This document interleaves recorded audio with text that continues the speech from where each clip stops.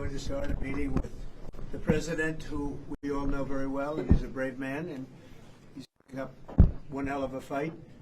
And we'll see how that all turns out. But we're going to have a meeting, and we have about 30 meetings scheduled today. We have a lot of meetings scheduled today, going pretty late into the night. But this is an important one, and we have great respect for the fight that Ukraine is putting up. It's pretty amazing, actually. So, Mr. President, please. Thank you so much, Mr. President. First of all, thank you for this meeting. Thank you for your personal efforts to stop this war just now, Mr. President.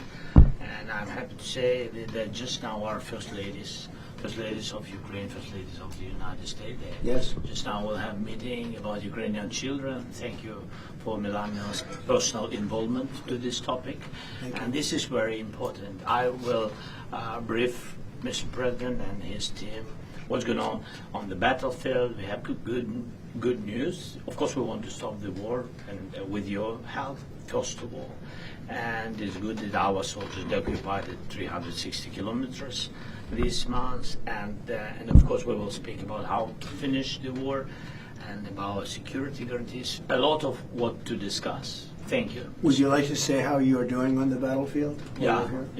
Please. Yeah. So thanks to our soldiers and to possibility to further the program when NATO countries, by the way, thanks to your support, that they can buy weapons from the United States. So our soldiers this month, they occupied 360 kilometers, and they encircled 1,000 soldiers. And of course, we want to exchange, because we need our soldiers in any case. But thanks to our soldiers, we have this possibility, this opportunity to continue until Russia will stop this war, and I hope that they will stop. In any case, we know that the economy of Russia is with this war. We need more pressure and more sanctions, and I hope with United States, first of all, and Europe, but we support, Mr. President, your idea, and I want to discuss it, how to stop some countries from Europe, how to stop them possibility to buy Russian oil and gas. Yes. I had conversation, by the way, with President of Slovakia, Prime Minister of Slovakia. We had good conversation. I think that they need some alternative ways, and they will support this idea. I'm not sure that Hungarians are ready, but everything is in the future. Thank you very much. Thank you. Any questions? Mr. President, do you think that NATO countries should shoot down Russian aircraft if they enter their airspace? Yes, I do. Mr. President, any update on your talks with President Putin, and do you still trust him? I'll let you know in about a month from now, okay? President Mr. Trump, your President, are message you to willing the... to provide Ukraine with the security guarantees the same way as European allies? Well, that's later down the road. We'll be talking about that. Hopefully, we'll be in a position to talk about that a little bit later on. It's a little bit too early to answer Why that do you think question. Mr. Putin is Yeah, not go going ahead, to meet please. with both of you? President Trump, your message to President Orban, who is refusing to stop buying Russian oil. Well, he's a friend of mine. I have not spoken to him, but I have a feeling if I did, he might stop, and I think I'll be doing that. What progress do you think has been made on ending Russia's war against Ukraine since the last time you saw President Zelenskyy? Well, the biggest progress is that the Russian economy is terrible right now. It's, as you know, it's crashing. And that, frankly, Ukraine is doing a very good job of stopping this very large army.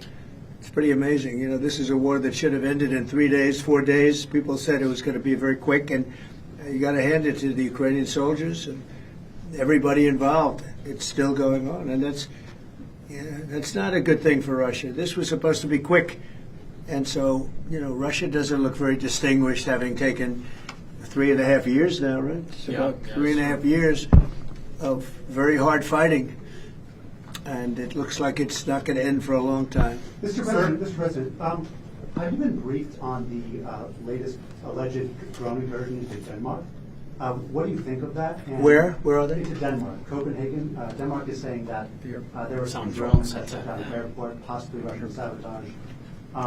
What's your response to that? Will the U.S. have a material? Well, I have no response until I find out exactly what happened. I know about it, but they don't know what happened. But we're going to find out very soon. Sir? Would you back up NATO allies? You said that you thought that they should shoot down the Russian aircraft. Would you back them up? Would the United States help them out in some way? Depends on the circumstance, but we're very strong toward NATO. NATO has stepped up. When they went from 2% to 5%, that was great unity. Trillions of dollars is being pumped in, and they're paying us for the weapons that we send. But that was a big day. That nobody thought a thing like that could happen. You had countries that weren't paying 2%, and now they're all paying 5%. That's a lot of money. It's a lot of weapons they're buying, and they're buying them from us. They're buying them from the U.S. In the old days, Biden gave them everything, gave them $350 billion worth of money and weapons. That's a lot of money and a lot of weapons, and we got really not much for it. We gave the money to Ukraine to fight, and they've proven they're very brave. I mean, look, they're fighting, and this is a war going on 3.5 years, and people thought it would be over quickly because Russia's a big military power, and Ukraine, I tell you, they are good fighters. Got to hand it to them. They have a lot of courage, a lot of guts. Thank you very much, everybody. Thank you. Thank you so much. Thank you, Press. Thank you, Press. Thank you, Press.